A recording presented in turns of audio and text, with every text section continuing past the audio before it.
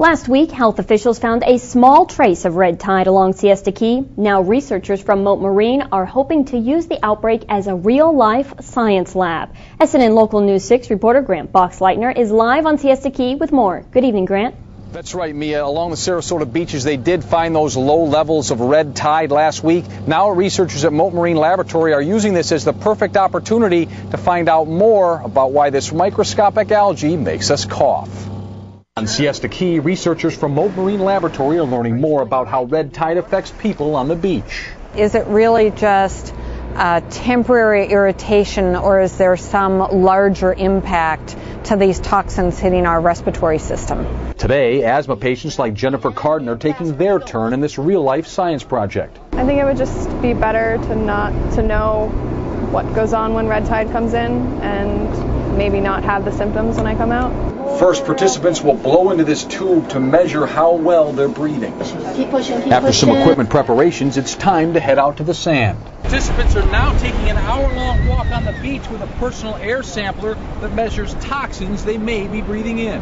After just a 1-hour walk on the beach, people have significant symptoms after their beach walk, and those symptoms persist for about 5 days. Then it's back to the breathing test for a comparison. We can measure a change in their lung function after just that 1-hour beach walk. A robot named Piper is gathering air samples close to the ground. Results researchers say will be useful to measure red tide's effect on young children, all part of the ongoing effort to better understand this toxic organism. So that we can work with our colleagues at Department of Health to give a good public health message and keep everybody healthy when we have red tide in town. And as far as today's testing goes, it will be several weeks, researchers say, before they learn how toxic this air was that was in these samples today. Reporting live on Siesta Beach, Grant Boxleitner, SNN Local News 6. Mia, back to you.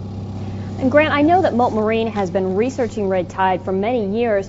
Have they made any findings? They have. For 8 years, they've had some findings, but like you heard in the thing, 5 days beyond after you get the testing out here, it can be 5 days where you're still feeling these symptoms. And as far as the testing goes, we should know more, but people shouldn't get too concerned about this. None of the research that they've been doing over this 8-year period has ever linked any long-term health concerns with red tide. It's just why you're in that environment. So if you're feeling that way, they urge you to take a step off the beach and get to where you're no longer coughing. Mia.